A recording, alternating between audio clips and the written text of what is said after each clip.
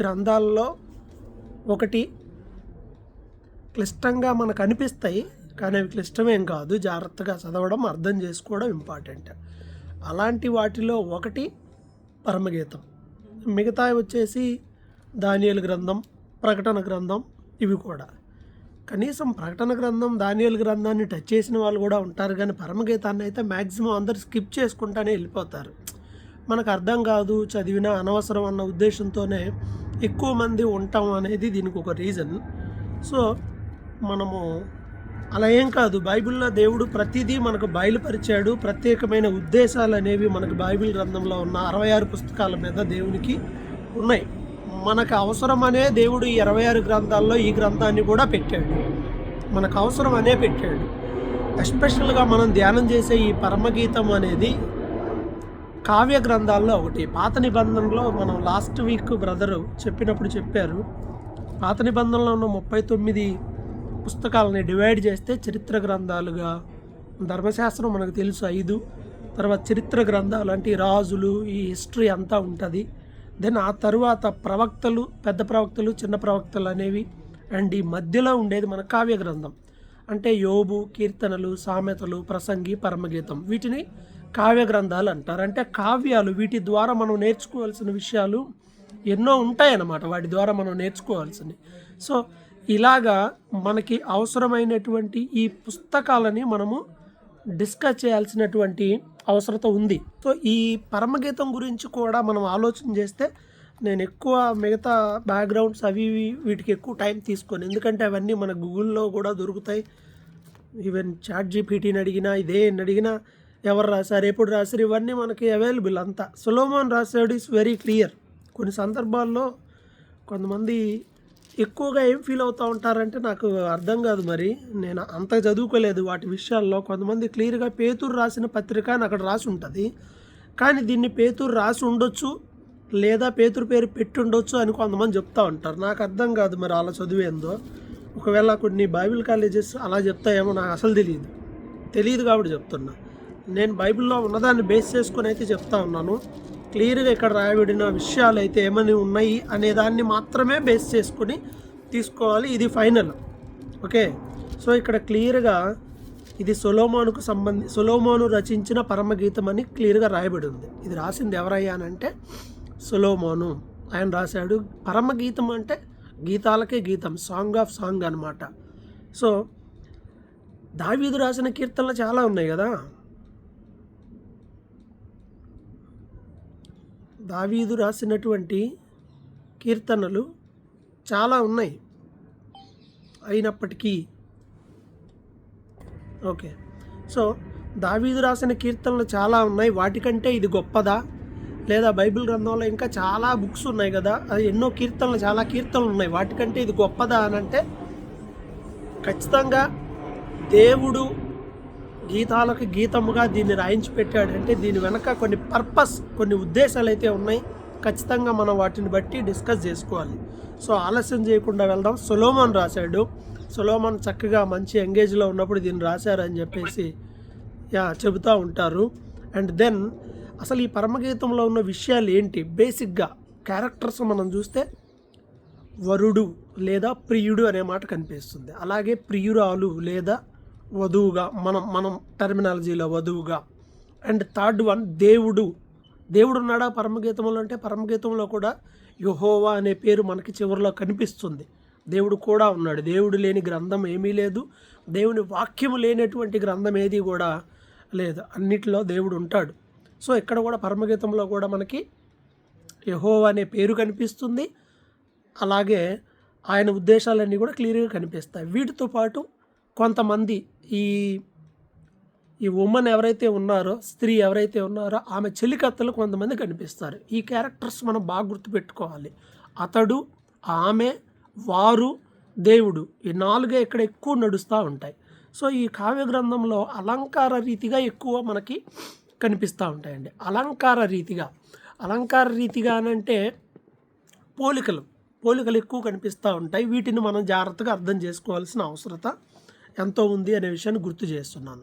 So చూడండి, పోలికల్లో మనకి రన్నింగ్లో మనం చదివేటప్పుడు ఈ పోలికలు అన్నీ క్లియర్గా అర్థమవుతాయి. ఇక్కడ మీ చదివేటప్పుడు గుర్తుపెట్టుకోండి, వర్ణనలను ఉద్దేశించి అక్కడ దేవుడు కొంతమంది ఈ పరమగీతాలను ఉద్దేశించి మాట్లాడుతూ ఇందులో కొంచెం వేరే టైప్గా ఉంటాయండి అంటే వేరే టైప్గా ఏమీ ఉండవు. మానవ జాతికి సంబంధించిన విషయాలే ఉంటాయి కానీ వేరే టైప్గానో బూతుగానో లేకపోతే ఇంకో విధంగా ఎక్కడా ఉండవు. ఓకే, ఆ విషయం మనం చదివితే మనకు అర్థమవుతుంది, ఇన్ డెప్త్కి వెళ్తే అర్థమవుతుంది. సో సొలొమోను రాసినటువంటి ఈ పరమగీతంలో 2వ వచనం ప్రారంభంలో ఆమె మాట్లాడుతుంది, ఆ స్త్రీ మాట్లాడుతుంది. ఆమె ఎవరు, ఈయనెవరు అనే విషయాల గురించి కూడా కొంత డిస్కషన్, ఒక్కొక్కళ్ళు ఒక్కో రకమైనటువంటి విషయాన్ని తెలియజెప్తారు. క్లియర్గా అయితే ఆయన ప్రభువుగాను లేదా రాజుగాను వరుడుగాను, ఆమె వధువుగాను సంఘముగాను పోల్చబడడం అనేది మెజారిటీ అందరూ అంగీకరించదగింది. అలా అంగీకరించుకొని అలా పోల్చుకొని ముందుకెళ్ళినప్పుడే ఒరిజినల్ దీని యొక్క ఈ అలంకార రూపంలో ఉన్న సత్యాలను మనం గ్రహించగలుగుతాం. అది మనకు ప్రయోజనకరంగా కూడా ఉంటుంది. ఇది క్లియర్. సో ఆమె మాటతో స్టార్ట్ అవుతుంది. ఏమని? నోటి ముద్దులతో అతడు నన్ను ముద్దు పెట్టుకొనుగాక, నీ ప్రేమ ద్రాక్షారసము కన్నా మధురము, నీవు పూసుకొని పరిమళ తైలము సువాసన గలది, నీ పేరు పోయబడిన పరిమళ తైలముతో సమానము, కన్యకలు నిన్ను ప్రేమించుదురు. ఆమె మాట్లాడుతుంది, ఆయన గురించి మాట్లాడుతుంది.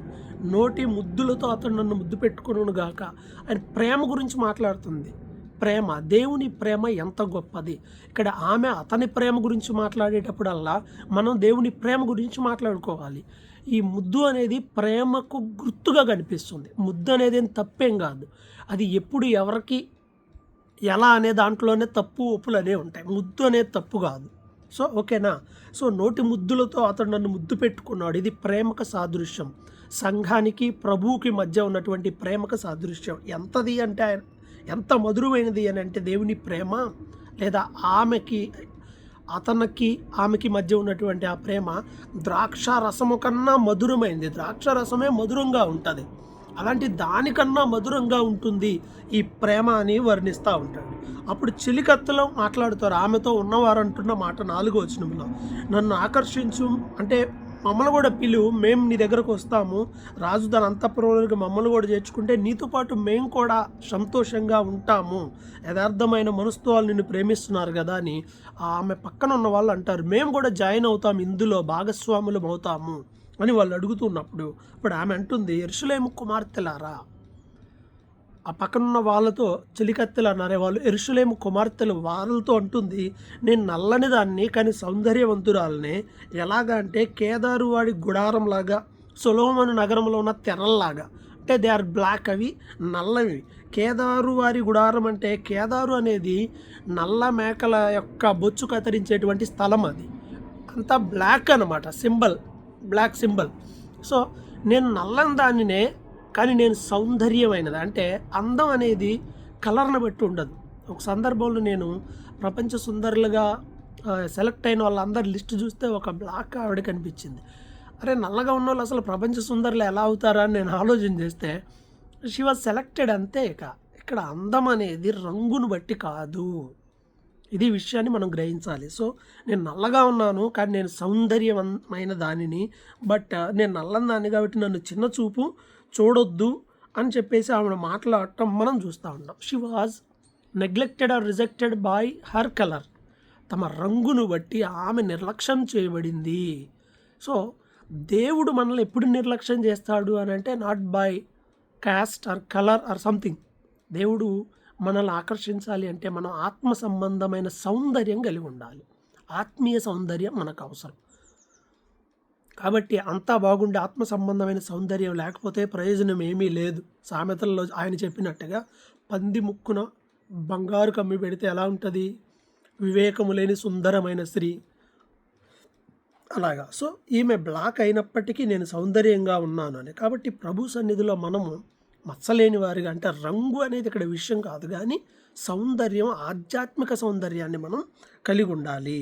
అయితే ఈమె తోటను కాస్తూ ఉండింది. అయితే తన ప్రాణప్రియుడు ఎక్కడ కాస్తున్నాడో నాకు తెలీదు, చెబితే నేను కూడా వస్తాను అన్నప్పుడు అతను చెప్తున్న మాట 8వ వచనంలో, నారీమణి సుందరి, అది నీకు తెలియకుండా పోయిందా? మందల అడుగు జాడలను బట్టి నువ్వు వెళ్ళు, ఈ మంద కాపర్ల గుడారాల దగ్గరికి వెళ్ళి నీ మేక పిల్లలను మేపు అని అంటున్నాడు. మందల అడుగు జాడలను బట్టి, అంటే ఫుట్ స్టెప్స్, వాటి అడుగులను బట్టి వీళ్ళు ఎక్కడికి వెళ్ళారో తెలుస్తుంది కదా. గొర్రెల మందలు అన్నీ వెళ్తే మనకి ఈజీగా గుర్తుపట్టవచ్చు, ఇగో ఈ దారిని ఇవి ఎల్లుంటాయి, ఎందుకంటే వాటి అడుగు జాడలను బట్టి. అలాగే సేమ్ వాటి ఫుట్ స్టెప్ను బట్టి వెళ్ళాలంటే మనం కూడా we have to follow foot steps, foot prints. ఎవరివి అంటే దేవుడిని, ప్రభువు యొక్క అడుగు జాడల్లో మనం నడవాలి, భక్తులు నడిచిన మార్గంలో కూడా మనం నడవాలి. అండ్ దెన్ ఇక్కడ ఈమె ఏం మేపుతుందంటే మేకపిల్లల్ని మేపుతుంది. మేకపిల్లలు అన్నీ తినేస్తాయి, గొర్రెలు మాత్రం అన్నీ తినం. ఓకే, దెన్ ఇంకా ఆయన చెప్తున్న మాట 8వ వచనం నుండి ఆయన చెప్తా ఉన్నాడు, ఆ ప్రియురాల్ని పోలుస్తూ ఉన్నాడు. ఎలా పోలుస్తున్నాడు అని అంటే, నా ప్రియురాల, ఫరో యొక్క రథాశ్వములతో నేను నిన్ను పోలుస్తున్నాను అని అంటున్నాడు. ఫరో యొక్క రథాశ్వములు అంటే ఏంటి? గుర్రములు. అంటే ఇక్కడ నేను పోలికగా చెప్తున్నాను, వేరేగా అనుకోమాకండి మీరు ఎవరు కూడా. బాగా మంచి పర్సనాలిటీ కలిగినటువంటి ఆడపిల్లల్ని కొన్ని సందర్భాల్లో పోలికగా ఎలా అంటారంటే, అబ్బా మామూలుగా అరేబియా గుర్రం ఉన్నట్టుందిరా మనిషి అని అంటారు. ఏం తప్పేం కాదు, అది కవిత్వంలో నుండి వచ్చిన పోలిక. ఒక వ్యక్తిని ఇలా ఉన్నది అని చెప్పడం తప్పు కాదు, కానీ వాళ్ళ గురించి తప్పుగా ఆలోచించడమే తప్పు. ఓకే, అది ఎవరైనా సరే, అబ్బాయి కుర్రోడు బాగున్నాడు అని మనం జస్ట్ ప్రైజ్ చేయడం తప్పేం కాదు, కానీ తప్పుగా ఆలోచన చేయడం తప్పే ఎప్పుడు కూడా. సో ఏది ఏమైనా ఇతడు పోలుస్తున్నాడు ఆమెని ఫరో యొక్క రథ అశ్వంతో పోలుస్తున్నాడు, గుర్రంతో పోలుస్తున్నాడు. ఫరో యొక్క గుర్రాలు చాలా బలంగా, ఎత్తుగా, చాలా బాగుంటాయి. ఇక్కడ నేను బ్రిటిష్ దగ్గర కొన్ని రాజంతపురంలో ఉన్న గుర్రాలను చూశాను. అసలు అవి చాలా హైట్ ఉన్నాయి. అవి గుద్దితే లేదా అలా తొక్కితే మనిషి చచ్చిపోతాడేమో అనిపిస్తుంది. అవి చాలా బలంగాను ఎత్తుగాను ఉన్నాయి. అలాగే ఈమెని కూడా పోలుస్తున్నాడు, తను ఎత్తుగాను. ఈ ఫరో యొక్క గుర్రము, రథాన్ని లాగేటువంటి గుర్రం ఎలా ఉండిందో అలా ఉంది అన్నాడు. అంటే ఇట్స్ కంపారిజన్ అనమాట, పోలిక. అంటే షీఈ్ నాట్ ఏ షార్ట్ అని అర్థం. అండ్ పోలికే ఆడపిల్లలు ఎవరు తప్పుగా అనుకోమాకండి, ఎత్తులు చెప్తున్నాడు, రంగులు చెప్తున్నాడు అని. అండ్ దెన్ ఆభరణము చేత నీ చెక్కిళ్ళను కూడా పోలుస్తున్నాడు. ఎలా ఉందంటే ఆభరణాల వల్ల, నీ చెక్కిళ్ళు, హారముల వల్ల నీ కంఠము శోభిల్లుతుంది. ఈ ఆభరణాలన్నీ వేసుకోవడం వల్ల ఏమైంది అంటే చెక్కిళ్ళు, అలాగే కంఠం ఎలా ఉంది అంటే శోభిల్లుతుంది, అంటే బ్రైట్. వీటి వల్ల ఇంకా నీ అందం పెరిగిపోయింది. అండ్ వెండి పువ్వులు గల బంగారు సరములు మేము నీకు చేయింతుము. అంటే బంగారపు దండ, మధ్యలో వెండి. ఇవంతా లేటెస్ట్ డెకరేషన్ అంట. ఇది చదివాక నేను తెలిసిన ఒకరిని అడిగాను, అసలు ఈ బంగారం ఏంటి, మధ్యలో వెండి, బంగారపు దండలో మధ్యలో ఏమైనా వెండి పెడతారా అని అడిగితే ఒకళ్ళు ఆన్సర్ చెప్పి, దీని గురించి బాగా తెలిసిన ఒక సిస్టర్ని అడిగితే ఆవిడ చెప్పిందనమాట, ఇట్లా బంగారం మధ్యలో కూడా వెండి కొన్ని అలా పెడతారు, ఇట్లా పెడతారు, అదొక మోడల్ అని కూడా. సో చూడండి, ఇక్కడ ఈమె ఇలా పోల్చబడింది రాజుకి లేదా వరునికి ఇంపుగా కంటికి కనిపించే విధంగా అందంగా ఉండింది. సో సంఘము లేదా మనం కూడా ఎలా ఉండాలి అంటే దేవునికి నచ్చే విధంగా ఆత్మ సంబంధమైన అలంకారాలు ఉండాలి. ఇవన్నీ లేకపోయినా ఏం పర్లేదు, కానీ ఆత్మ సంబంధమైన అలంకారాలతో ఆకర్షణీయంగా ఉండే విధంగా ఉండాలి. అప్పుడు ఆమె అంటుంది, రాజు భోజనానికి కూర్చున్నప్పుడు నా పరిమళ తైలపు సువాసన అలా స్ప్రెడ్ అయిపోయింది. అందరూ అలా భోజనానికి కూర్చున్నప్పుడు ఈమె దగ్గర నుండి సువాసన వస్తుంది. కొంతమంది దగ్గర నుండి బ్యాడ్ స్మెల్ వస్తుంది. So take care of that అనమాట. కొన్ని దేశాల్లో శరీరం నుంచి దుర్గంధం వచ్చేస్తే వాళ్ళకి ఫైన్ వేస్తారు. అలా ఉండకూడదు వాళ్ళు, అందుకే ఈ స్ప్రేలు అన్నీ వాడుతూ ఉంటారు. సో నా దగ్గరున్న ఈ పరిమళ తైలపు సువాసన వ్యాపించింది అని అంటుంది. అవును, ఎలా? నా ప్రియుడు నా రొమ్మున నుండి గోపరసమంత సువాసన గలవాడిసే బాడీ స్ప్రే. పైన బట్టలకు వాడే స్ప్రే వేరంట, అలాగే బాడీకి వాడే స్ప్రే వేరంట. అంటే నేను ఇది చదివేటప్పుడే తెలుసుకున్నాను కొంతమంది ద్వారా. సో ఈ తన శరీరం నుండి వచ్చేటువంటి ఆ పరిమళం గురించి మాట్లాడుతూ ఉండింది, ఆ సువాసన గురించి మాట్లాడుతుంది అనమాట. ఎలా ఉండింది అంటే ఆ పరిమళపు సువాసన ఎలాంటిది అంటే, నా ప్రియుడు ఇక్కడ నేను నా బాడీ స్ప్రే ఎలా అయితే యూజ్ చేస్తానో అంత సువాసన గలవాడు. అలాగే నా ప్రియుడు ఏంగేది, ద్రాక్షవనములో కర్పూరపు పూగుత్తులతో సమానుడు. అంటే మీకు ఈ వర్డ్ కొంచెం డిఫరెంట్గా ఉంటుంది. ద్రాక్ష తోటలో కర్పూరపు పూగుత్తి అని అంటే గోరంట చెట్టు. ఓకే, సో అట్లాంటి చెట్టు కలిగినటువంటి వ్యక్తి దాంతో సమానుడు అని చెప్పేసి తన ప్రియుని గురించి ఆమె మాట్లాడుతూ ఉండింది.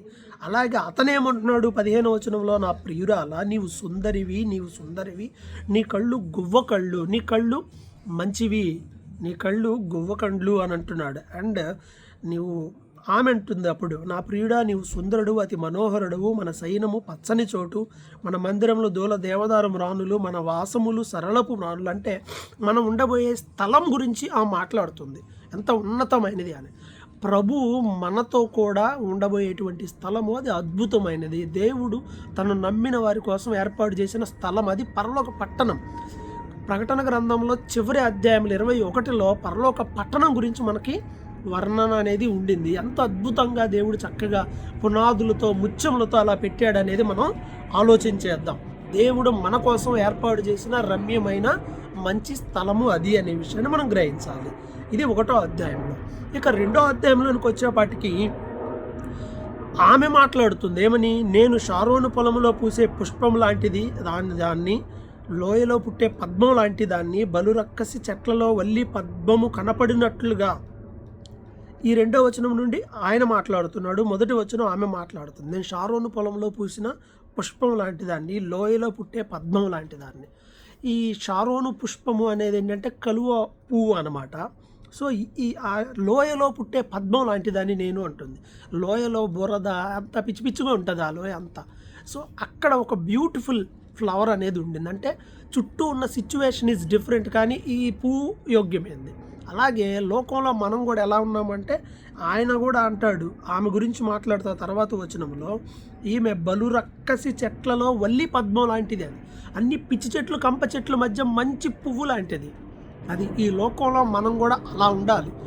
మన చుట్టూ ఉన్న సమాజం ఒకవేళ చెడదై ఉండొచ్చు, కానీ మనం యోగ్యులముగా పరిశుద్ధులంగా పాపం అంటని వారిగా ఆకర్షణీయంగా ప్రభు మనల్ని ఇష్టపడే విధంగా మనం బ్రతకాలి.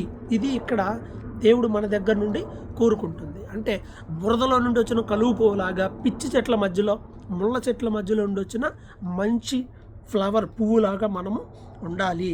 అలాగే 3వ వచనంలో ఆమె ఉంటుంది, అప్పుడు అడవి వృక్షంలో జల్దరు వృక్షం ఎలా ఉంటుందో, జల్దరు వృక్షము ఎలా ఉంటుందో నా పురుషుడు లేదా మావాడు అతను అలా ఉన్నాడు, అతని నీడలో నేను కూర్చున్నాను, అతని ఫలము నా జీవకు మధురం, ఆయన నన్ను విందుశాలకు తీసుకెళ్ళాడు, నా మీద ప్రేమ ధ్వజాన్ని ఎత్తాడు. అంటే ప్రేమను అలా చూపించాడు. ఆయన ప్రేమ చేత నేను మూర్చిల్లిపోయాను. అబ్బా అంటే మూర్చబడిపోయిందని కాదు, ప్రేమ అంతగా చూపించాడు అనేది ఇక్కడ అర్థం అన్నమాట. అంత ప్రేమ చూపబడింది అని ఇక్కడ ఆమె చెబుతూ ఉంటే, దేవుడు చూడండి మన పట్ల ఎంత ప్రేమ కలిగి ఉన్నాడు.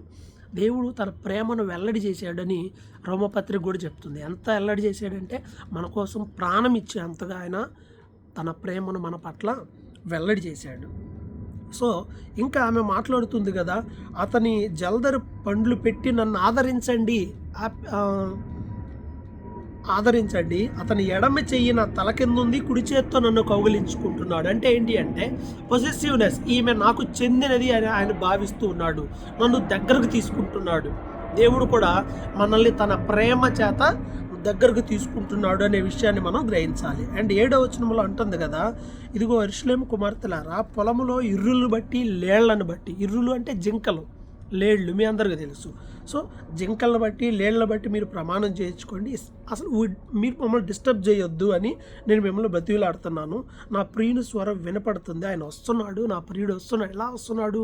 ఇర్రివలే అంటే జింక ఎలా చెంగున ఎగురుకుంటూ వస్తుందో ప్రియుడు అలాగే వస్తున్నాడు. I'm waiting for him. సంఘం కూడా దేవుని రాకడ కొరకు ఎదురు చూడాలి.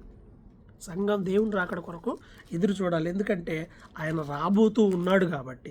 అండ్ ఆమె అంటుంది, ఇదిగో చూస్తున్నాడు, అతను చూస్తున్నాడు, నాతో మాట్లాడుతున్నాడు అని చెప్పేసి ఆమె అంటుంది. ఎదురు చూపు, సంఘము దేవుని రాకడ కొరకు ఎదురు చూసే విధంగా ఉండాలి. ఎంత యాంగ్జైటీగా అంటే ఈమె అతని కోసం ఎదురు చూసినట్లుగా, ఈ ప్రియులు తన ప్రియుడి కోసం ఎదురు చూచినట్లుగా ఇంట్రెస్ట్గా, ప్రేమగా, ఆతృతతో మనం ఎదురు చూసే వాళ్ళంగా మనం ఉండాలి అని బైబిల్ చెబుతూ ఉంది. 11వ వచనంలో 2:11లో ఆయన ఇప్పుడు ఆయన అంటున్నాడు, ఏమంటున్నాడు? నా ప్రియురాల సుందరవతి, లెమ్ము రమ్ము, చలికాలం అయిపోయింది, వర్షాకాలం అయిపోయింది, ఇక వర్షం కూడా రాదు, దేశమంతా పూలు పూసినాయి, పిట్టల కోలాహలం. అంటే డెవలప్మెంట్, గ్రీనరీ, అంత డెవలప్మెంట్, మంచి దానికి ఇది గుర్తుగా కనిపిస్తుంది. సో బండ సందుల్లో ఎగిరే ఓ పావురమా, నీ ముఖం నాకు కనపడినివ్వు అంటే ఇక్కడ ప్రియుడు తన ప్రియురాలని చూడాలనుకుంటున్నాడు. అవునండి, మన దేవుడు మనల్ని ఎదుర్కొనే గడియ కోసం ప్రభు ఎదురు చూస్తున్నాడు. సంఘాన్ని ప్రభు ఎప్పుడు మీట్ అవ్వాలి అని ప్రభు కూడా ఇంట్రెస్ట్గా ఎదురు చూస్తున్నాడు. మనం కూడా మన నిరీక్షణ ఏంటి? మనం కూడా అంతే కదా, ప్రభువుని ఎప్పుడు కలుద్దామని మనం కూడా ఎదురు చూస్తున్నాం. నిజమైన క్రైస్తవుని నిరీక్షణ అదే, ఇంకా వేరేది ఏమీ అయ్యి కూడా ఉండకూడదు. సో ఈ విధంగా ఆయన ఆమెను పిలుస్తున్నాడు, ఆమె అతని కొరకు ఎదురు చూస్తుంది. సంఘం దేవుని కోసము, దేవుడు సంఘం కోసము ఒకరినొకరు ఎప్పుడు కలుస్తాం, ఎప్పుడు వస్తాడు అంటే ఇదిగో వస్తున్నాను అన్నాడు. ఎప్పుడు వస్తాడో తెలియదు, కానీ ఇదిగో వస్తున్నానన్న ఆయన రాకడ కోసం సంఘం ఎదురు చూస్తుంది. మనందరూ ఎదురు చూపు అదే కదా, ఎప్పుడు వస్తాడో నా ప్రియుడు అని సంఘం అంతా ఆయన కోసం ఎదురు చూస్తుంది. ఇక్కడ ప్రేమ ఉంది, ఎదురు చూపులు ఉన్నాయి, అవి మనలో ఉండాలి. అండ్ దెన్ తర్వాత 16వ వచనంలో ఆమంటుంది, నా ప్రియుడు నావాడు, నేను అతను దాన్ని, పద్మాలు ఉన్న చోట అతడు మందను మేపుతాడు అని చెప్పేసి ఆయన దగ్గరకు వెళ్ళాలి అని చెప్పేసి ఆ మాట్లాడటం చూస్తాం. పొజెసివ్నెస్, ఇతడు నావాడు, నేను ఆమె దానను. అవునండి, మనం దేవునికి చెందిన వాళ్ళం, ఇంకెవ్వరికి చెందిన వాళ్ళం కాదు. అంతే కదా, ఈయన మా ఆయన నీకు చెందుతాడు నాకు చెందుతాడని ఏ స్త్రీ అయినా అంటదా? ఈమె నా భార్య నాకు చెందుతుంది ఇంకెవరికన్నా చెందుతుందని ఎవరన్నా అంటారంటే అనరు. ఇట్స్ అ పొజిటివ్నెస్, నాకు ఆయనకి అంతే. ఈ సంఘము కేవలం దేవునికే చెందింది. అందుకే పౌలు గారు అంటాడు కదా, ఒక్కడే పురుషునికి ప్రదానం చేయబడిన కన్యక అని అంటాడు. అంతే కదా, ఎంగేజ్మెంట్ ఎంతమందికి చేస్తారు చెప్పండి ఒకేసారి? ఇక్కడ ఒక ఎంగేజ్మెంటు, అక్కడ ఒక ఎంగేజ్మెంటు, అలా 2-3 ఎంగేజ్మెంట్లు చేసుకుంటూ వస్తారా వేరు మనుషుల్ని? అది ఎంగేజ్మెంట్ అవ్వదు. ఒక్కడే సంఘము, క్రీస్తు, మన ప్రభువు, మనం, ఇంకంతే. ఇంకా కొనసాగిస్తుంది ఆమె 3వ అధ్యాయంలో, రాత్రివేళ పరుండి నేను నా ప్రాణప్రియుని కోసం వెతికాను కానీ కనపడలేదు. అరే వెళ్ళి ఇప్పుడే లెగుస్తాను, పట్టణంలో, సంత వీధుల్లో, రాజవీధుల్లో వెతకదా అనుకున్నాను, అంతా వెతికాను, కనపడిన వాళ్ళందరినీ అడిగాను, నాకు కనపడలేదు అని చెప్పేసింది. వెతుకుట, తన ప్రాణప్రియుని కోసం వెతుకుతూ ఉండింది. ఆమెలో ఒక ఇంట్రెస్ట్ ఉంది. ప్రియమైన వారలారా, మనము విశ్వాస జీవితాన్ని లేదా రక్షణ జీవితాన్ని, ఆధ్యాత్మిక అభివృద్ధిని మనం కోరుకోవాలి, వెతికే వారంగా ఉండాలి. కొంతమంది వెతకరు, ఇంట్రెస్ట్ ఉండదు. అలా ఉండకూడదు, ఎప్పుడు వెతకాలి. సమాధానమును వెతికి వెంటాడుము అని ఉంది. యెహోవా మీకు దొరుకు కాలమందు ఆయనని వెతకండి అని యెషయా 55:6లో ఉంది. రక్షణ విశ్వాసం ఊరికి ఎలా రావు, వెతకకుండా కుదరదు, వెతకాలి. బైబిల్లో ప్రభు కూడా అంటాడు కదా, వెదకుడి మీకు దొరుకుని అంటాడు. ఏం వెతుకుతున్నాం? వర్షం పడితే చాలు వెళ్ళి ఎక్కడ వజ్రాలు దొరుకుతాయా, ఎక్కడ బంగారం దొరికిద్దా అని వెతుకుతున్నాం మనం. అదే పెద్ద విషయం అయిపోతుంది. వెతకవలసింది ఏంటంటే ప్రభు ప్రేమ. ఆ ప్రభువు కోసం మనం వెతకాలి, ఆయన కోసం మనం వెతికే వారముగా ఉండాలి. సో ఆమె అలా వెతికింది. పాప ఎంతో ప్రయాస ఉంది, ఇక్కడ ప్రయాస ఉంది. అలా అయితే చివరికి 4వ వచనంలో కొంచెం దూరం వెళ్ళిపోగానే ఆయన ఎదురు పడ్డాడు, వదలకుండా పట్టుకుంది, ఇంటికి తీసుకొచ్చింది. నా తల్లి ఇంటికి నేను తీసుకొని వచ్చాను, నన్ను కనిన దాని ఎరలోనికి, అంటే వాళ్ళ ఇంట్లో కనింది అంటే తల్లి రూమ్లోనికి తీసుకొచ్చేసాను అని తన యెరూషలేము కుమార్తెలకు కూడా చెప్తుంది. ఇక మమ్మల్ని డిస్టర్బ్ చేయొద్దు, నా ప్రియుడు వచ్చాడు, నాకు కనుక్కున్నాను, నేను మా ఇంటికి తీసుకొచ్చాను అని చెప్పేసి ఆమె సంతోషంగా మాట్లాడటం. అవును కదా, సంఘాన్ని కలిసినటువంటి క్షణంలో దేవుడు సంతోషంగా ఉంటాడు. మన ప్రభువుని కలిసిన క్షణంలో మనం కూడా చాలా హ్యాపీగా ఉండిపోతా ఉన్నాం అండి. మన కోసం ప్రాణం ఇచ్చిన ప్రభువుని మనం మీట్ అవ్వబోతున్నాం త్వరలో. It's a beautiful wonderful time. అది ఒక గొప్ప ఆశ్చర్యమైనటువంటి గడియలు. ఎలాంటివి అని అంటే, ఇప్పటి నుండో దీర్ఘకాలం నుండి ఎదురు చూస్తున్నటువంటి తన ప్రియుడు కనబడినప్పుడు ప్రియురాలకి ఎంత సంతోషం వేసింది.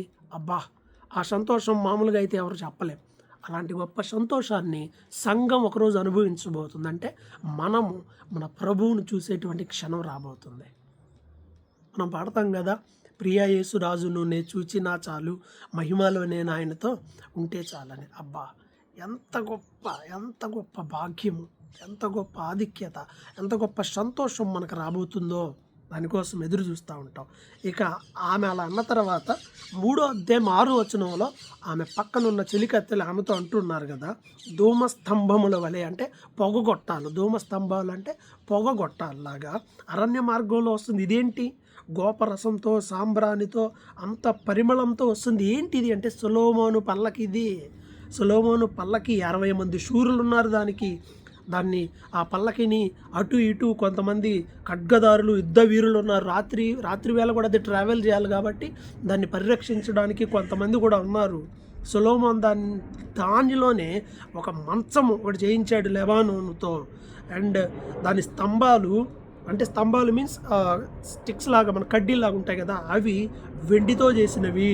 అలాగే దాని పాదాలు అంటే కింద గ్రౌండ్లో ఉండే పాదాలు రౌండ్గా ఉంటాయి కదా, మంచపు కోళ్ళు కింద భాగాలు, అవి బంగారంతో చేయించాడు. అలాగే దాని మెత్తలంటే ఏంటి, ఎవరైనా చెప్తారా? మెత్తలంటే ఏంటి తెలిసిన వాళ్ళు ఎవరన్నా ఒక్కళ్ళు త్వరగా మ్యూట్ చేసి చెప్పండి. దాని మెత్తలు ధూమ్ర వర్ణ వస్త్రములతో చేయబడిను. తెలుసా మెత్తలంటే? ఓకే, మెత్తలంటే దిండ్లు అంతే, కింద వేసుకునేవి.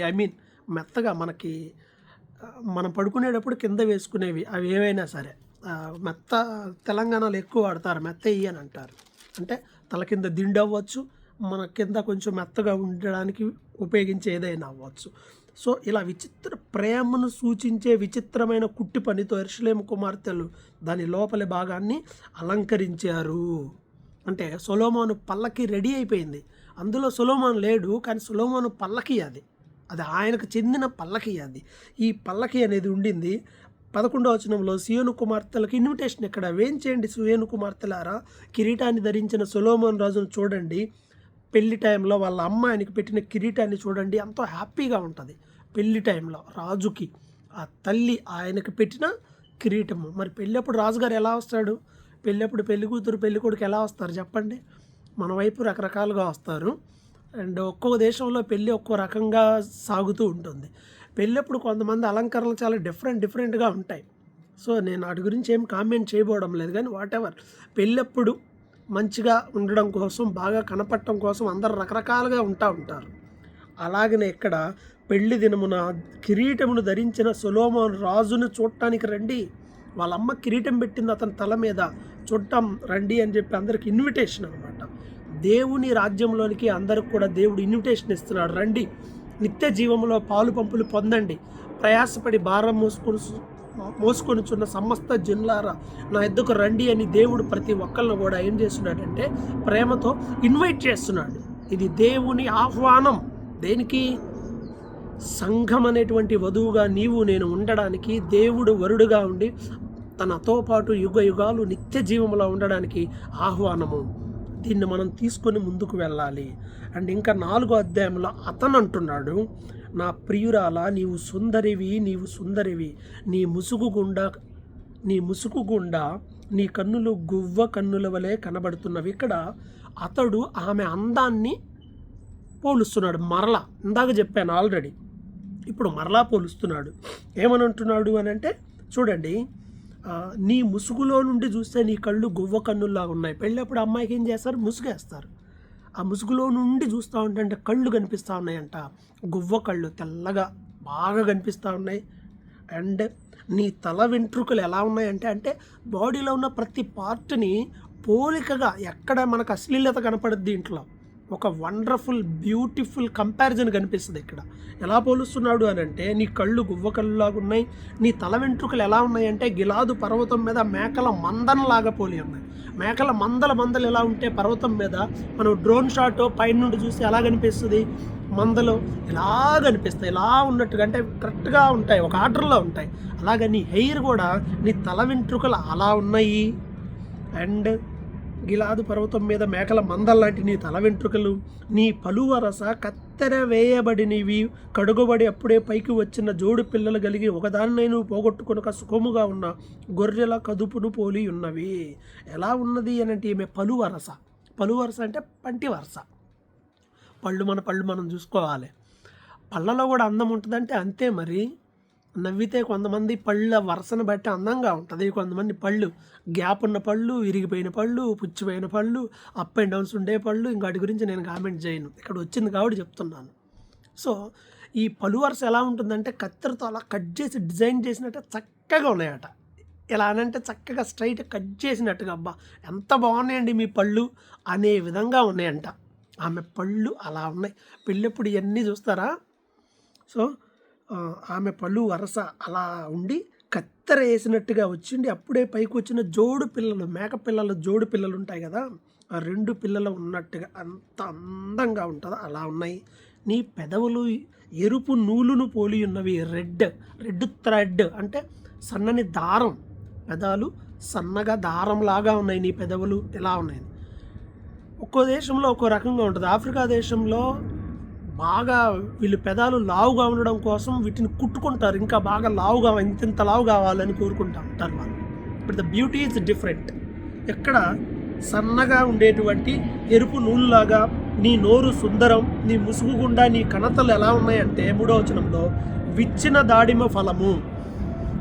దాడిమ ఫలము అంటే దానిమ్మ పండు, విచ్చిన దానిమ్మ పండుని కట్ చేసి పెట్టినప్పుడు చూడండి, వాళ్ళు అమ్మే వాళ్ళు కట్ చేసి పెడతారు, అట్లా ఇట్లా పెడతారు, ఎంత బాగుంటుంది. అలాగ ఉన్నాయి నీ కణతలు, అలాగున్నాయి. అలాగే జయసూచకములను ఉంచుటకై దావీదు కట్టించిన గోపురముతోనూ 1000 డాలుల శూరుల కవచములన్నీ వేలాడు ఆ గోపురముతోనూ నీ కందరము సమానము. నీ గొంతు ఈ భాగం ఉందే, ఇది ఈ భాగము, ఆ భాగాన్ని అంటున్నాడు కదా. ఎలా ఉన్నాయంటే దావీదు కట్టించిన గోపురంలాగా 1000 డాలులు శూరుల కవచాలు ఎలా స్ట్రైట్గా ఉంటాయి కదా, కవచం పెట్టుకునేది, ఈ భాగం కూడా అంత బాగుంది అని అంటున్నాడు. అండ్ ఆ తర్వాత 5వ వచనం నీ ఇరు కుచములు అంటే చెస్ట్ భాగం, రొమ్ము భాగాన్ని ఆయన పోలుస్తున్నాడు. ఒక జింక పిల్లలై ఒక జింకకి 2 పిల్లలు ఉంటే జింక పిల్లలతో పోల్చాడు. తామరలో మేయు కవలంలాగా అంటే 2 జింక పిల్లలు. అలాంటి జింక పిల్లలు అంత అందంగా క్యూట్గా ఉంటాయి కదా, అంత అందమైనవి అని క్యూట్గా ఉండడానికి ఆయన రొమ్ము భాగాన్ని ఇక్కడ పోల్చాడు. ఎండ చల్లారి నీడలు జరిగిపోయే వరకు గోపరస పర్వతములకు, సాంబ్రాణి పర్వతములకు నేను వెళ్తాను అంటే ఈయన ఇంకా ఆమె గురించి చెప్తున్నాడు. నీ దగ్గర నుండి అలాంటి సువాసన అనేది వస్తుంది, నా ప్రియురాల నువ్వు సుందరివి, నీలో కళంకం ఏమీ లేదు. అబ్బా, కళంకం ఏం లేదు అస్సలు. ఇక్కడ తక్కువ ఉన్నావు, ఇక్కడ ఇట్లా ఉంది అంటే బ్యూటీలో ఎక్కడ తక్కువ లేదు. ఇది కావ్యం. నిజంగా ఇలాంటి అమ్మాయి ఉంటుందా అని అంటే నాకు తెలిసి దొరకదు. ఇలాంటి వాళ్ళు ఉంటారా, ఇక బొమ్మలే ఎట్లా కావాలంటే చెక్కి పెట్టుకోవాలంటే. అందరికీ ఏదో లోపం ఉంటూనే ఉంటుంది. చాలా అరుదుగా ఉంటారు అందంగా ఉన్నవాళ్ళు. మనం అందంగా ఉన్నారు అని అనుకుంటాం, కానీ ఎలాంటి సమస్యలు, ఎలాంటి లోపాలు, ఆరోగ్యము మిగతా ఎలా ఉంటుందో తెలియదు. సో ఇది ఒక కావ్యం అని మనం గుర్తుపెట్టుకోండి. కావ్యం ఇది. సో ఏ కళంకము నీలో లేదు. ఎఫెసీ పత్రిక 5:27లో కూడా దేవుడు సంఘాన్ని ఏం చేస్తున్నాడంట, ఎఫెసీ 5:27 టైం లేదు కాబట్టి నేను జస్ట్ చెప్తూ ఉన్నాను. ఎఫెసీ 5:27లో ఉంటుంది, దేవుడు సంఘాన్ని స్నానం చేయి, ఉదకము అంటే వాటర్తో స్నానం చేస్తున్నాడు. ఎలాగంటే క్లీన్గా, అంటే ఈ పెళ్లి కొడుకు పెళ్లి కూతురుని ఎలా ఎక్స్పెక్ట్ చేస్తాడో అలాగే ప్రభువు కూడా మన దగ్గర నుండి ఎలా ఎక్స్పెక్ట్ చేస్తున్నాడు అంటే మనం క్లీన్గా ఉండాలని, పాపము లేని వారిగా, నిష్కలంకమైన వారిగా ఉండాలని. సో నీలో ఏ కలంకం లేదు. లెబానోను వదిలిపెట్టి వచ్చే, నాతో పాటు వచ్చేయి. ఆ అమాన పర్వతమును శిఖరము నుండి, శనీరు హెర్మోను శిఖరము నుండి సింహము వ్యాఘ్యము అంటే పులి, ఈ సింహము పులులు గుహలు ఉండే కొండల పై నుండి నువ్వు చూస్తావు. నా సహోదరి ప్రాణేశ్వరి ఎంత బాగున్నావు నువ్వు అంటే ఒక్క చూపుతో నేను నీ వశమైపోయాను. ఒకసారి చూడగానే ఏమంటారంటే దీన్ని ఇంగ్లీష్లో సైట్ అట్ ఫస్ట్ లవ్ అంటే చూడగానే ప్రేమ, ఇంకా రీజన్ ఏమీ లేదు ఇక్కడ. అది చూడగానే ప్రేమ ఎలా పుడుతుంది అని అంటే చూడగానే నాకు అలా అనిపించింది. దేవుని దిక్కి మనం ఎలా ఉండాలి అంటే మనల్ని చూడగానే మన పట్ల ఇంపుగా మనం ఉండాలి. అంటే ఎలా, శరీరం ఈ పై బాహ్యమైన సౌందర్యం కాదు కానీ ఆత్మ సంబంధమైన సౌందర్యం ఎలా ఉండాలంటే దేవుడు ఓకే గుడ్ అని మనల్ని అనేటట్టుగా నిష్కలంకమైన వారుగా ఉండాలి. అందుకే చాలా సందర్భాల్లో మనం దేవుని సన్నిధిలో నిందారహితులుగా, నిష్కలంకులుగా ఉండాలని వాక్యం పలుమార్లు మనకి చెబుతూ ఉండింది. అదే మాట అయినా చెబుతూ ఇంకా పోలుస్తున్నాడు. ప్రాణేశ్వరి, నీ పరిమళ తైలాల వాసన నాకు చాలా బాగుంది, నీ పెదవులు తేనెలు ఒలుగుతున్నవి, నీ జీవ కింద మధుర క్షీరాలు ఉన్నాయి. క్షీరం అంటే సముద్రం, నువ్వు మాట్లాడుతున్నావని పాల సముద్రం ఉంది నీ నోట్లో అంటున్నాడు. అండ్ నీ వస్త్రాల వాసన, సువాసన అంటే బాడీ స్ప్రే అనమాట, అది లెబనోన్ లాగుంది నా సహోదరి ప్రాణేశ్వరి. మూయబడిన ఉద్యానము మూతవేయబడిన జలకూపము అంటే ఒక garden, beautiful garden, just closed అనమాట, ఇంకా వాడలేదు, అది క్లోజ్డ్ అయ్యి ఉంది. అలాగే ఒక స్విమ్మింగ్ పూల్, జలకూపం, ఒక సెలయేరు, ఆ ప్రాంతం అలా, ఆ సెలయేరు లేదా ఒక జలపాతం అలా ఉండింది, ఇంకా వాడలేదన్నమాట. అంతే, ఆమె కన్యాని. అలాగే ఆమె ఆయనకు మాత్రమే చెందిందని ఒక ఒక భావన ఆయనలో నుండి బాగా ఇక్కడ ఈ మాటల ద్వారా మనకు కనిపిస్తుంది. 13 నీ చిగురులు వంటి చిగురుల గురించి మాట్లాడుతున్నాడు ఆయన.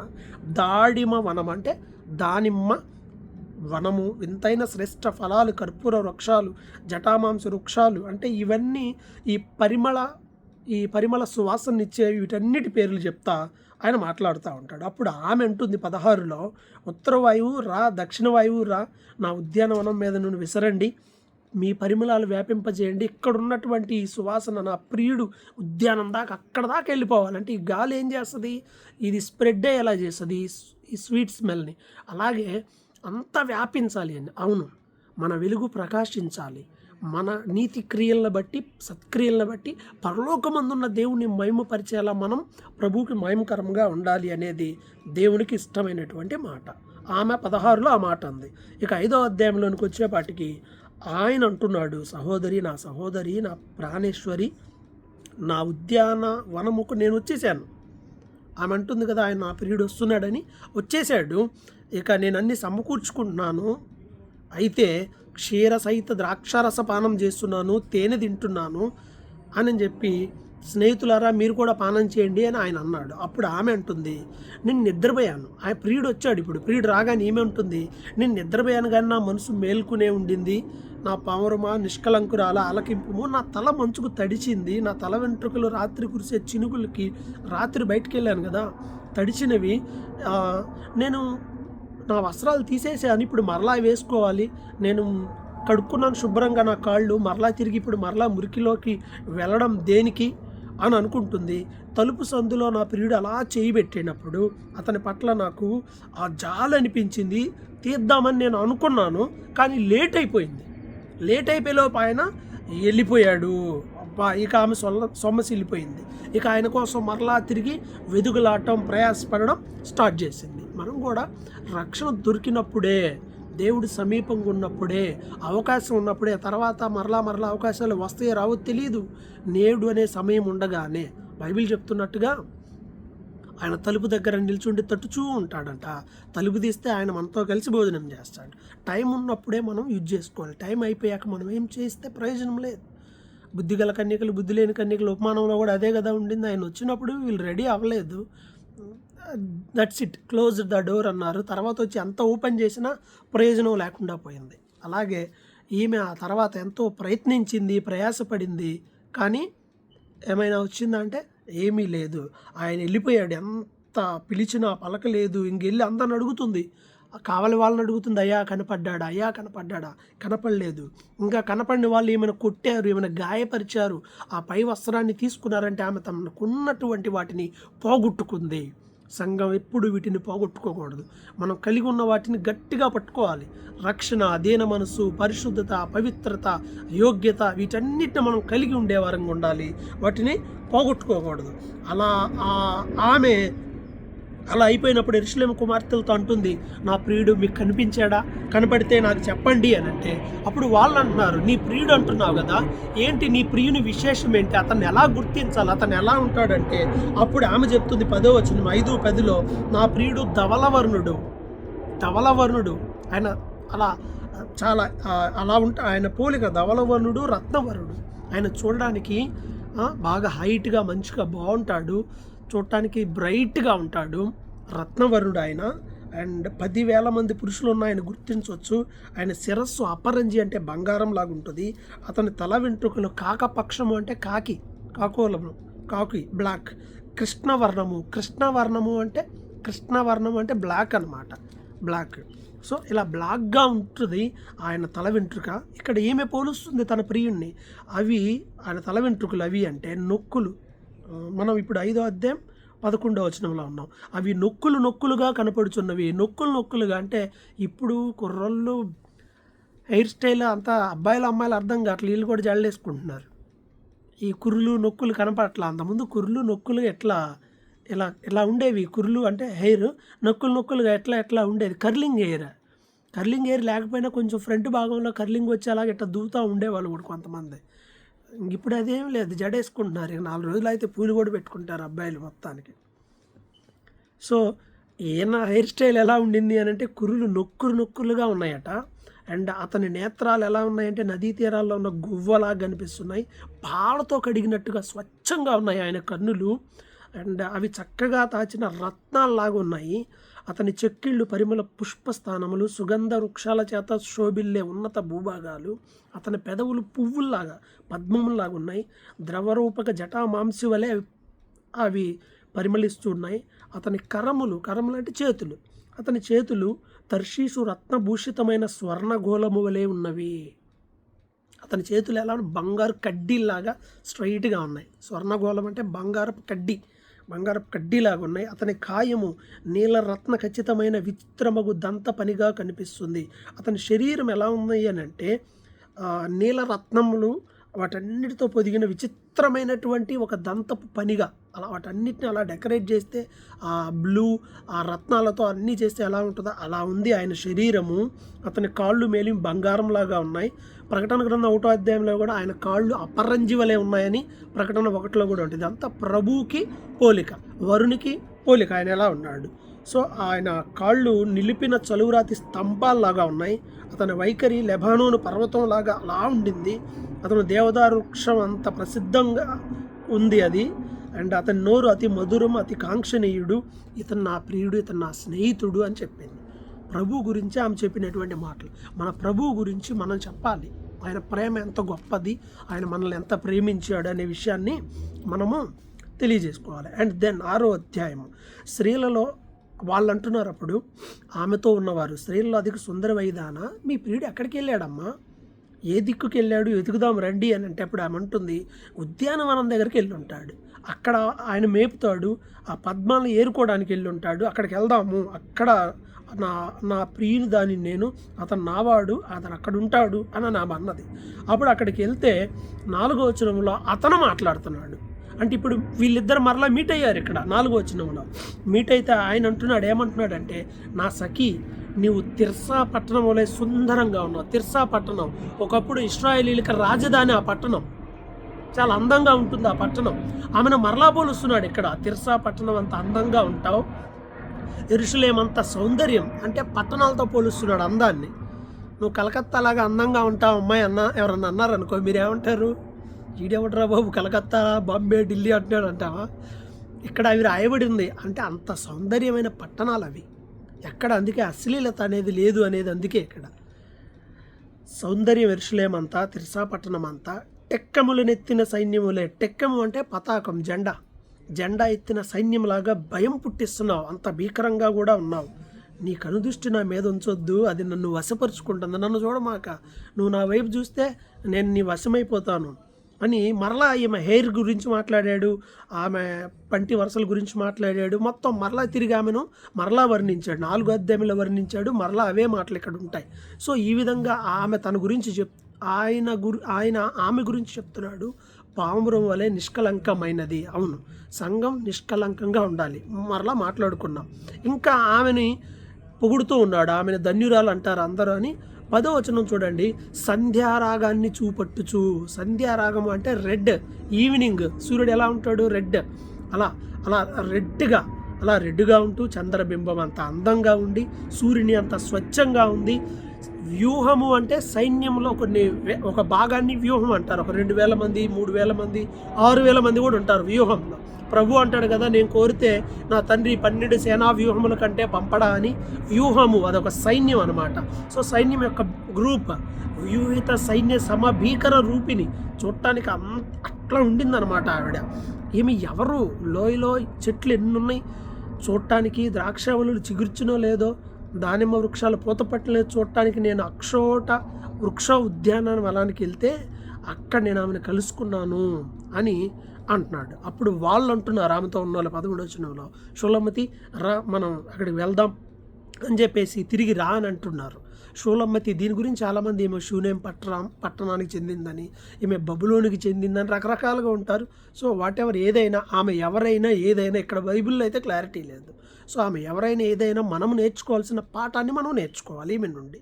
సో అలా అంటున్నప్పుడు అతడు అంటున్నాడు, ఈ షూలమ్మితిలో మీకు ఏది ముచ్చట పుట్టిస్తుంది? ఆమె మహనీయం అనేది ప్లేస్. నాటకం అంతా వింతయిందా?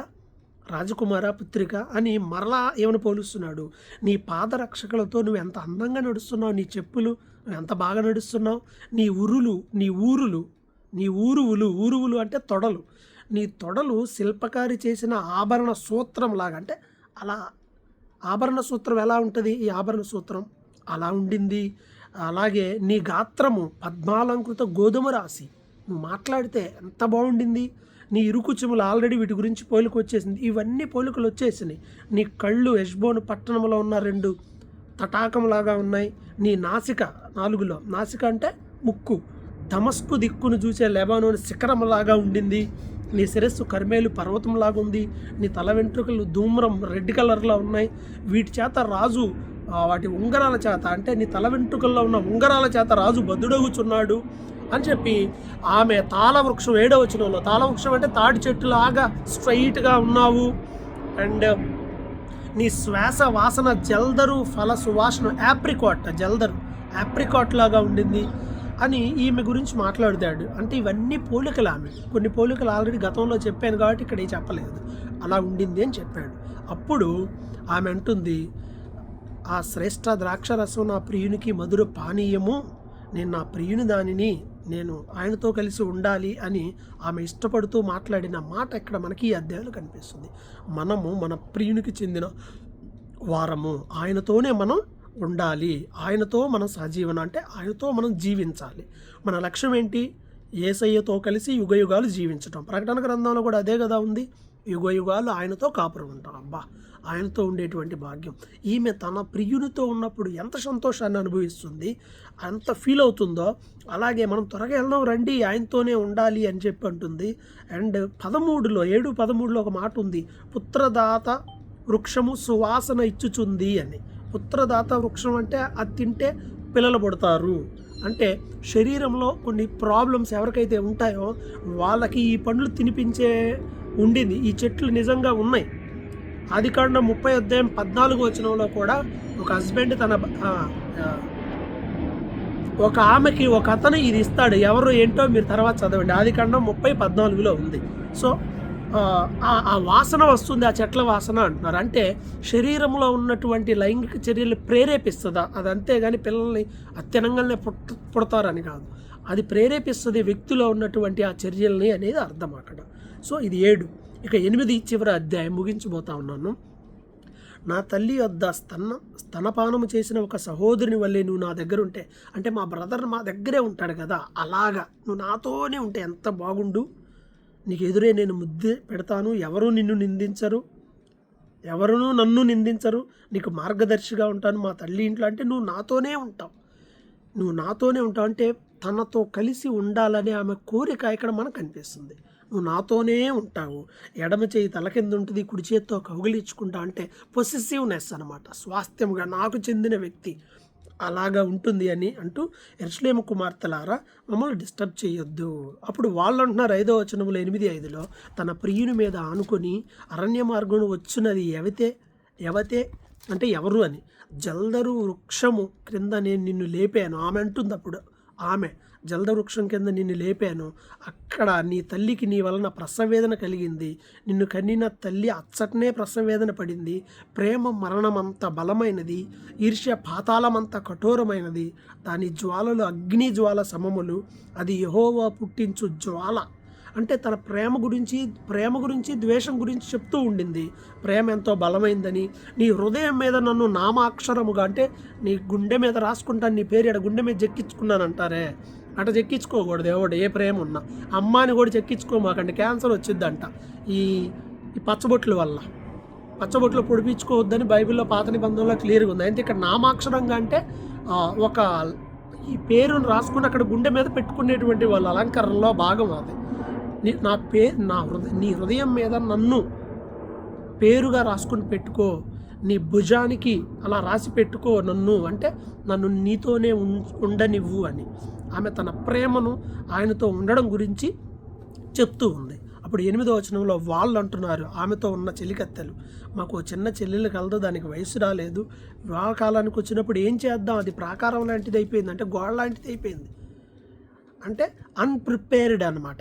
ఆమె వివాహానికి సిద్ధం కాని విధంగా ఉండింది అనే విషయాన్ని వాళ్ళు మాట్లాడుతున్నారు. అప్పుడు ఆమె ఉంటుంది 10వ వచనంలో, ఆమె, నేను ప్రాకారం వంటి దాన్ని అయితిని, నా కుచములు దుర్గములాయను, అందువల్ల అతని దృష్టికి నేను క్షేమము నొందదగిన దానినైతిని అని మాట్లాడుతూ, సొలొమోనుకు ద్రాక్ష తోట ఉంది, దాన్ని కాపులకి ఇచ్చాడు, ఒక్కొక్కడు 1000 రూపాయలు ఇస్తాడు, అయితే ఆ 1000 రూపాయలు సొలొమోను నీకే, ఆ కాపు చేసే వాళ్ళకి 200 అని చెప్పేసి ఆమె ఉంటుంది.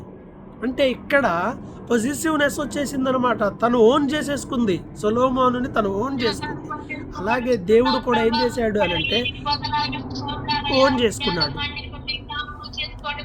సో ఇక్కడ ఆమె ఓన్ చేసేసుకుంది తన ప్రియునితో. అంటే మనం కూడా మన ప్రభువుతో కలిసిన వారముగా ఆ ఓన్ చేసుకునే స్వభావం మనకు కూడా ఉండాలి. తర్వాత చివరిలో ఆయన మాట్లాడుతున్నాడు, పరమగీతము 8వ అధ్యాయం చివరి వచనంలో 13-14లో, ఉద్యానవనములో పెంచబడిన దానా, నీ చెలికత్తెలు నీ స్వరము వినగోరుదురు, నన్ను దాన్ని విననిమ్ము, నీ స్వరాన్ని వినిపించు అని అడుగుతున్నాడు. అప్పుడు ఆమె అంటుంది, నా ప్రియుడా త్వరపడుము, లఘువైన ఇర్రివలే ఉండుము, గంధ వర్గ వృక్ష పర్వతముల మీద గంతులు వేయు లేడి పిల్లవలే ఉండుము. అంటే ఆమె అంటుంది, నా ప్రియుడా త్వరగా రా. లఘువు అంటే స్ట్రైట్గా, లఘువు గురువు అని అంటారు కదా, లఘువు అంటే ఇలా స్ట్రైట్గా అనమాట. అలా స్ట్రైట్గా ఉన్నటువంటి ఇర్రి అంటే చెప్పాను కదా, జింక పిల్ల. ఆ జింక పిల్లలాగా నువ్వు కూడా త్వరగా రా అంటుంది. ప్రకటన గ్రంథంలో కూడా చూడండి ఇదే మాట ఉంటుంది, ప్రభు అయిన యేసు త్వరగా రమ్ము. అవును, తన ప్రియుని కోసం ఎదురు చూస్తుంది ఆమె. మనము సంఘంలో ఉన్న మనము కూడా ఆయన కోసం ఎదురు చూడాలి. సో ఓవరాల్గా ఈ అధ్యాయంలో మనకు కనిపిస్తున్నది, అతడు, ఆమె చెలికత్తెలు, ఆమె అందము, అతని అందము. అతను ప్రభువుకు సాదృశ్యమై ఉండగా ఆమె మనకు సాదృశ్యం, అంటే సంఘానికి సాదృశ్యముగా ఉన్నది. ఆ చుట్టుపక్కల ఉన్నటువంటి పిచ్చి చెట్ల మధ్య ఉన్న మంచి చెట్లాగా మనం లోకంలో కూడా ఆయన కొరకు యోగ్యమైన వారిగా, ప్రభు మెచ్చే విధంగా, సౌందర్యంగా, ఆత్మ సంబంధమైన సౌందర్యము మనం కలిగే వారిగా ఉండాలి. అలా ఉన్నప్పుడు దేవుడు మనల్ని ఆకర్షిస్తాడు, ప్రేమిస్తాడు. ఆయనతో పాటు యుగాలు జీవించడానికి తన ప్రియుని కోసం ఎదురు చూసిన ప్రియురాలి వలె మనం కూడా ఉండాలి అనేది ఈ పరమగీతము యొక్క సారాంశం. ప్రతి అడుగులో ప్రభు ఉన్నాడు, సంఘము క్రీస్తుకి ఇది సాదృశ్యము. ప్రభు మిమ్మల్ని ఆశీర్వదించునుగాక.